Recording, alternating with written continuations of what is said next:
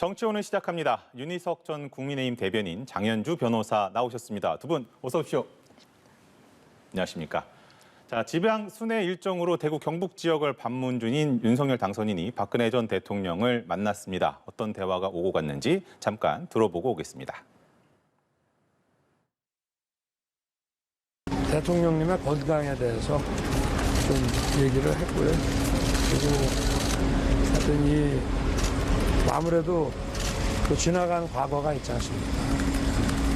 어떤 이제 인간적인 안타까움과 또 마음속으로 갖고 있는 이제 또 미안한 마음 그런 것도 말씀드렸고, 하여튼 그 대통령님 그렇게 지금 살고 계시는 그런 생활 뭐 이런 거 불편하신 점이 없는지 거기에 대해서 얘기를 좀 나눴습니다. 네.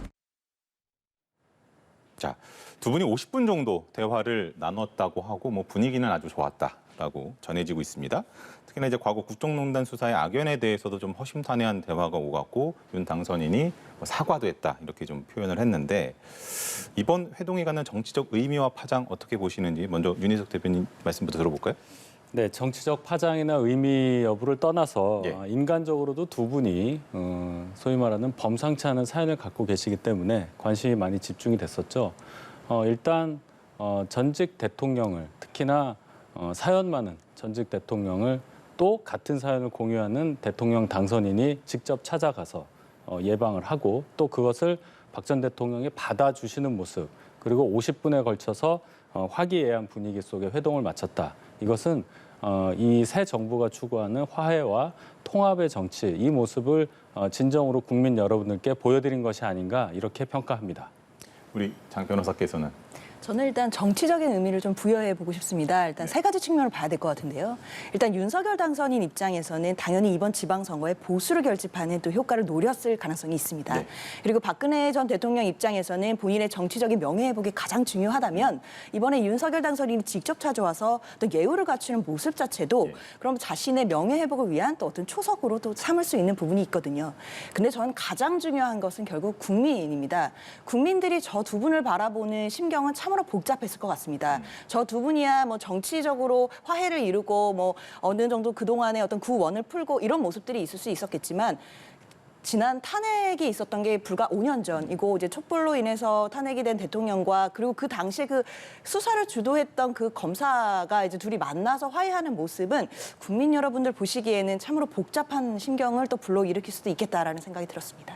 자, 윤 대변인께 좀 이어서 여쭤보면 윤 당선인이 취임식에 박 전 대통령을 초청을 했습니다. 근데 답변이 가능하면 참석을 하겠다라고 이제 유영아 변호사가 이제 대리로 얘기를 했어요. 딱 부러지게 확답을 하지는 않은 것 같은데 어떻게 읽어야 되겠습니까? 저는 그것은 딱 부러진 확답과 거의 같은 그런 대답이라고 생각합니다. 예.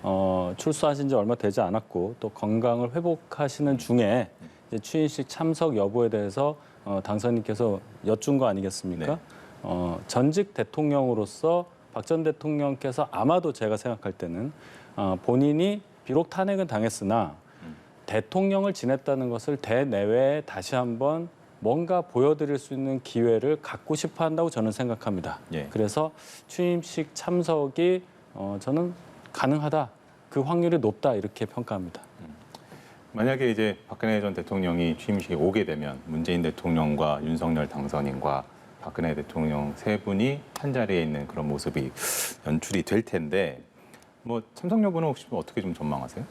저도 대변인님과 좀 비슷한 의견인데요. 건강만 허락하신다면 뭐 크게 무리 없다면 참석을 하시지 않을까라는 생각이 듭니다. 왜냐하면 이제 박근혜 전 대통령 입장에서도 당선인이 직접 찾아와서 이제 초청을 하는 좀 예우를 갖춰줬기 때문에 본인도 이제 취임식에 참석함으로써 어떤 전직 대통령이었다는 것을 한 번 더 상기시키고 본인의 또 정치적 명예 회복의 어떤 또 출발점이 될 수도 있기 때문에 저는 뭐 건강만 허락한다면 참석할 것 같습니다. 극진한 예우를 갖추고 또 박근혜 대통령의 정책을 계승하고 또 박정희 전 대통령의 그것도 배우고 있다 뭐 이렇게까지 얘기를 하면서 극진한 예우를 했다라고 좀 생각이 되는데 또 박 전 대통령의 측근인 유영아 그 대구시장 예비 후보를 지지한 것과 관련해서 정치권의 반응은 좀 엇갈리고 있는 것 같아요. 이제 박심 전략이라고 봐야 될까요? 이게 지방선거에는 어떤 영향을 미칠 거라고 좀 전망하십니까? 일단 국민의힘 내부에서도 나름대로 이제 의견들이 많이 갈리는 것 같습니다. 왜냐하면 이제 박근혜 전 대통령의 등장으로 이제 보수가 결집할 수 있다라고 이제 예상하시는 분들도 계시지만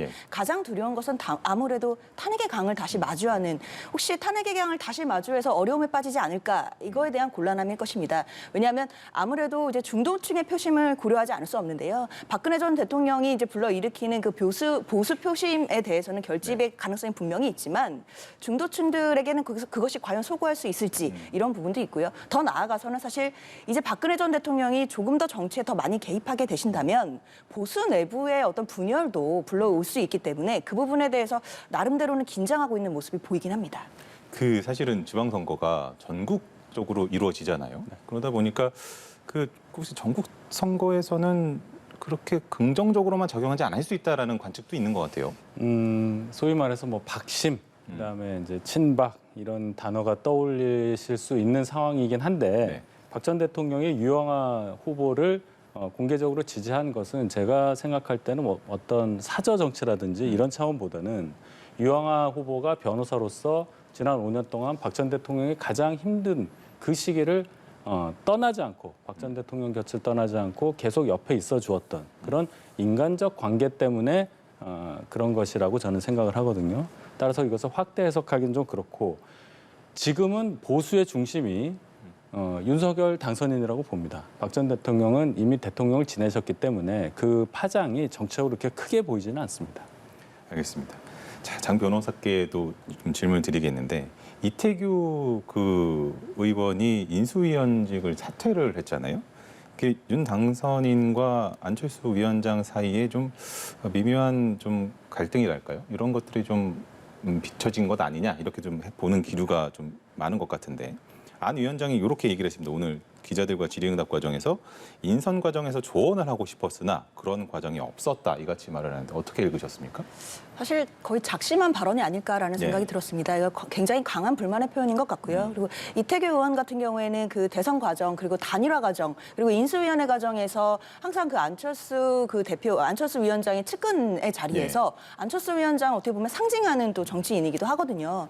그런데 이제 사퇴를 하고 또 그 관련돼서 하마평에 오른 뭐 어떤 인선에도 아무것도 안 하겠다 뭐 이런 얘기를 했기 때문에 사실 그 전에는 이제 행정안전부 장관으로 꽤 하마평에 오르던 분이었거든요.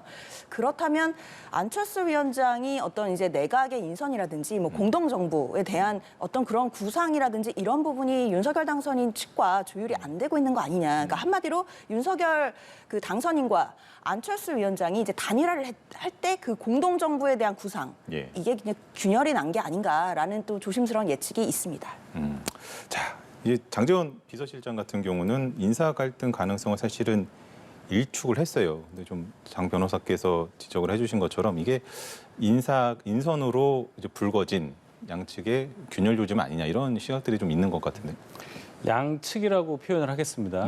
양측 간에 완벽한 의사소통이 됐다고 보기는 좀 어렵죠. 근데 이게 이제 구조적으로 왜 이럴 수밖에 없느냐라는 것을 제가 말씀을 드려야 할 텐데 단일화라는 것이 이루어진 게 대선 일주일도 안 남긴 6일 전에 3월 3일에 됐잖아요. 그렇죠. 그리고 6일 후에 당선이 되시고 그러고 조금 있다가 인수위가 출범해서 이제 한 달 정도 지난 상황입니다.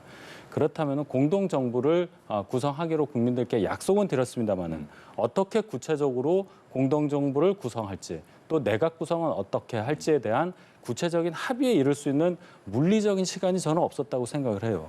인수위 과정을 통해서 그것이 잘 합의에 도달했으면 좋았을 텐데 아직까지 그런 과정까지는 아마도 안철수 위원장 측에서 생각하기에는 불충분한 그런 느낌이 있어서 아마 안철수 위원장의 발언이 저렇게 이제 나온 걸로 저는 생각을 하고요. 다만 내일이면 10개의 이 내각에 대한 발표가 있을 것이고 그 과정을 통해서 어느 정도는 양측 간의 의사소통이 잘 돼서 합치되는 서로의 의견이 합치되는 그런 결과가 나올 수 있다.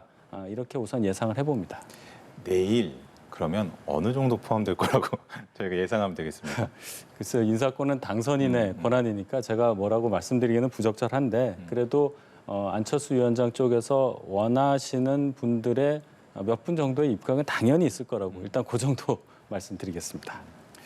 우리 장 변호사께는 사실 윤석열 당선인이 8명을 발표를 하면서 가장 강조했던 부분이 능력이라는 부분이었는데 공동정부라는 것에 그렇게 사실 할당은 없다라는 부분들도 많이 얘기를 했었거든요. 공동정부라는 명분 때문에 내일 10개 자리 인선에 의무 포함처럼 되는 것은 또 안 맞지 않나 이런 또 시각도 있는 것 같아요. 네, 그렇습니다. 안철수 위원장이 사실 좀 섭섭해하는, 네. 그러니까 제가 생각했을 때 섭섭해하시는 것 같은데요. 그 부분이 그거 같습니다. 그러니까 본인도 전문성 있는 분야가 있죠. 뭐 네. 과학기술이라든지, 그다음에 의료 부분일 텐데요. 보건복지부 장관 같은 경우에 후보자가 윤석열 당선인의 40년 지기 친구다, 이런 얘기가 나오고 있지 않습니까? 그렇다면 안철수 위원장의 어떤 전문성을 발휘할 수 있는 부분에 대해서 전혀 얘기가 안 된 거 아니냐, 또 이런 얘기들이 있습니다. 그렇다면 물론 전문성도 중요한데 안철수 위원장이 분명히 전문성 부분에서 본인이 말할 수 있는 부분들이 있거든요. 근데 그런 부분들이 잘 반영이 안 된 게 아닌가라는 생각이 들고, 그다음에 이태규 지금 의원이 저렇게 또 사퇴를 하고 강력하게 하는 것을 본다면, 그리고 이제 지금 윤석열 당선인이 지방 순회를 예. 나서지 않으셨습니까? 그렇다면 이제 내일 사실 그 인선이 이제 예정돼 있다고는 하지만 그 인선도 사실은 지난 1기 인선 때 이미 큰 밑그림은 그려졌을 가능성이 있다라는 예상들이 있거든요. 그러면 거기에도 사실 안철수 위원장이 바라는 만큼이 아니어서 이태규 의원이 저렇게 또 초강수를 둔 것이 아니냐 이런 얘기들이 나오고 있기 때문에 만약 내일 인선에서 안철수 위원장의 또 의중이 반영된 게 나온다면 그게 좀 이제 긴박하게 돌아가는 시국에서 좀 뭔가 바뀌었을 가능성이 있다라는 생각이 듭니다. 자, 이어서 한번 좀 여쭤보면요. 사실 그 이준석 대표가 그 후보 시절에 대선 전에 많이 얘기했던 게 이제 합당은 그 선거 치르고 일주일만이면 된다라고 하는데 아직까지 지금 결론이 안 나고 있습니다. 움직임은 있는 것 같기는 합니다만 아마도 그러다 보니까 이게 좀 뭔가 계속 얘기들이 관측질이 계속 나오는 것 같아요. 뒷얘기가 언제쯤 힘받아서 좀 될 수 있겠습니까? 합당은? 이게 참 어려운 문제인데요. 네. 합당은 또 당의 영역이기 때문에 예. 또 이제 투 트랙으로 이제 봐야 될 텐데 내각 인선에 이제 안철수 위원장 측 인사의 참여 여부와 예. 합당의 여부가 이제 같이 물린다고 많이들 생각을 하세요. 저도 뭐 그렇게 해석하는 것이 합리적이라고는 봅니다. 근데 합당의 이 과정에 있어서는 언론이나 또 이렇게 공개할 수 있는 사항이 제한적이라고 봅니다. 들어보면은 합당이라는 것이 아무리 의석수 차이가 있고 뭐 규모의 차이가 있다고 하더라도 결국은 양 세력이 합쳐서 하나의 세력을 구성하는 것이기 때문에 신경 써야 될 부분이 많거든요. 그런 것을 합의로 이루어진다는 과정이 어렵다는 것은 다 아실 것이고 그런 과정에 특히나 지방선거가 앞에 있기 때문에 또 생각해야 될 부분이 더 많이 남아있다. 이런 차원으로 보면은 일주일 내에 할 수 있다는 얘기는 이준석 대표의 의지였다고 생각을 하고요. 현실적으로는 조금 더 시간이 필요하다. 그러나 지방선거는 단일한 세력으로 합당이 된 상태에서 치를 것이다. 이렇게 말씀드리겠습니다. 장 변호사께서 보시기엔 합당 잘 진행되고 있는 것 같습니까? 오늘 이준석 대표가 그 인터뷰한 내용들을 보니까 이제 이태규 의원의 저런 또 돌발 행동들을 보면서 이제 합당을 원래 선언하려고 했는데 그게 보류됐다라는 취지로 이제 말씀을 하시더라고요. 물론 이제 안철수 위원장 측에서는 이제 사실 무근이다 이렇게 반박하시긴 했지만 기본적으로 이제 합당 과정에 악영향을 미치고 있는 것은 맞는 것 같습니다. 그리고 합당이 결코 쉬운 일은 아니거든요. 그리고 지분 문제도 있는 것이고 그다음에 뭐 경선에서 누구 후보로 낼 것인지 이런 여러 가지 문제들이 있고 당직자 승계 문제도 있습니다. 그런 거로 본다면 지금 분위기가 좋아도 될까 말까 한데 지금 저런 상태라면 사실은 시간이 별로 없습니다. 그럼 정말 이게 최악의 경우에 합당이 안 되면 국민의당은 후보를 낼 수밖에 없거든요. 그러니까 그 부분은 또 국민의힘 입장에서는 굉장히 안 좋은 시나리오이기 때문에 좀 고민이 많이 될 것 같습니다. 지방선거 얘기해 보겠습니다. 자, 경선 대진표 국민의힘 어느 정도 확정이 좀 됐습니다. 경기도지사 경선은 김은혜 의원, 유승민 전 의원 2파전이 됐는데 당심은 김은혜고 민심은 유승민이다 이런 얘기들도 나오는 것 같아요. 어떻게 전망하십니까? 당신과 민심이 괴리돼서 간다는 게 그렇게 좋게 보이지는 않죠. 물론 지난번 대선 저희 후보 결정할 때 당심과 민심이 좀 괴리된 게 나왔는데 그건 제도상의 문제였다고 제가 네. 누누이 말씀을 드렸고 당심이 민심이고 민심이 당심입니다. 그렇게 생각을 하고 저희 당 입장에서는 김은혜 의원이 이 경선에 뛰어들므로써 네. 소위 말하는 경선 흥행에 불을 지폈다고 봐요. 굉장히 긍정적으로 보고요. 어떤 과정을 통해서든 두 분 중에 한 분이 후보가 되신다면 민주당의 어떤 후보가 나오시더라도 큰 경쟁력을 갖고 당선을 향한 진일보를 할 수 있다 이렇게 평가합니다. 자, 제가 이걸 왜 또 여쭤봤냐면 유승민 전 의원 같은 경우는 사실은 대선 과정에서 윤석열 당선인과 경쟁을 했던 사이이기도 하고 김은혜 의원 같은 경우는 당선인의 대변인이었단 말입니다. 그래서 유승민 의원이 출마 선언을 하고 이틀 뒤에 이제 김은혜 대변인이 도전장을 내민 상황이기 때문에 요거를 상당히 좀 예의주시해서 보는 시각들이 많은 것 같아요. 그 말씀은 김은혜 의원의 출마가 마치 윤 당선인의 뜻이 아니냐, 윤심의 작용이 아니냐 하시는데 기본적으로 김은혜 후보는 대선 전에도 경기지사 도전의 뜻을 조금씩 밝혀 오셨어요. 그래서 갑자기 결정된 건 아니다. 그렇고 결국은 윤심이 아니라 당심에 의해서 나온 거다. 당에서 가장 경쟁력 있는 후보를 뽑기 위한 과정을 모색하다 보니 김은혜 후보를 차출해서 이 경선전에 뛰어들게 하는 그런 작용에 의해서 두 분이 결국은 경선을 하시게 됐다. 이렇게 해석하는 게 무리가 없다고 저는 봅니다. 장 변호사께서는 좀 어떻게 보세요? 저는 사실 윤심이 어느 정도는 작용을 했다고 생각을 합니다. 왜냐하면 김은혜 전 대변인이 당선인 대변인이지 않았습니까? 그렇죠. 그렇다면 당선인의 얘기들을 이제 대변하는 사람으로 당선인이 이제 선출을 했는데 그분이 이제 갑자기 경기도지사를 나가겠다라고 했을 때 당선인에게 허락을 받지 않으면 그게 될 가능성이 사실은 없거든요. 정치적으로 봤을 때요. 그렇다면 윤석열 당선인이 적극적으로 나가봐라까지는 아닐지 모르겠지만 김은혜 의원이 결심을 할 때 그래도 윤심이 어느 정도는 작용을 했다고 보는 것이 좀 더 맞지 않을까라고 생각이 듭니다. 자, 이어서 민주당 얘기도 해봐야죠. 지금 광역단체장 후보자에 대해서 면접 실시했는데 서울, 경기, 부산 등이 빠졌습니다. 전략 공천을 두고서 좀 이견을 보이는 모습이 아닌가 이렇게 좀 추정이 되는데 중진 의원들은 전략 공천 필요하다고 하고 또 출사표 던진 후보들은 이제 당내 경선해야 된다고 요구를 하고 특히나 이제 서울시장 선거에 송영길 전 대표가 이미 지원을 했습니다만 지도부에서는 이제 다른 방향 경쟁력을 위해서 다른 방법도 생각할 수 있다라고 해서 전략 공천 가능성도 좀 거론이 되는 것 같아요. 요거는 좀 어떻게 읽어야 되겠습니까? 사실 모든 선거에서 지금 상황이 이례적인 일은 아닌 것 같습니다. 왜냐하면 이제 우리가 당이 경선이 원칙이고요. 그렇지만 또 어떤 특별한 사정이 있거나 정치적으로 필요할 때는 전략 공천을 할 수 있는 것이 사실 모든 선거에서 일반적인 논리이긴 합니다. 근데 물론 이제 서울시장 선거 같은 경우에는 송영길 대표는 이제 경선을 얘기하고 있습니다. 왜냐하면 본인이 전략 공천 해달라는 거 전혀 아니었고 당당하게 경선을 해서 선택받겠다 이런 얘기였거든요. 그렇다면 지금 당 지도부 입장에서는 이제 경쟁력 있는 외부 인사든 누구가 됐든 전략 공천할 수 있다는 건 사실 일반적인 얘기인 거고요. 근데 이제 제가 개인적으로 생각했을 때는 사실 지금 시간이 얼마 없고요. 그리고 이제 전략 공천을 해서 외부로 데리고 올 만한 지금 인재가 그렇게 좀 눈에 보이는 사람이 있지는 않은 상태라면 사실 전략 공천을 마땅한 인물이 없다면 경선으로 갈 가능성이 있는 것이고 그렇지만 그럼에도 또 인재를 발굴해서 송영길 대표뿐 아니라 모든 분들이 동의할 수 있는 만한 인재가 나온다면 전략 공천도 분명히 가능하다고 봅니다. 여쭙겠습니다. 어떻게 지켜보고 계십니까?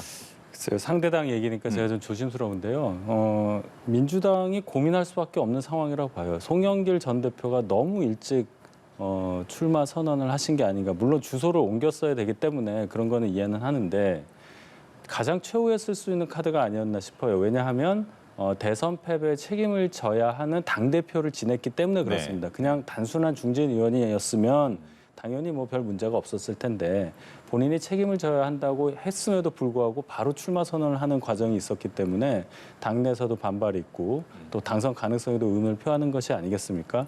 잘 해결되기를 바랍니다. 알겠습니다. 앞으로 계속 지방선거 다가올수록 이 주제를 좀 더 많이 다루지 않을까 예상을 해보면서 오늘 여기서 마무리하겠습니다. 두 분 수고하셨습니다.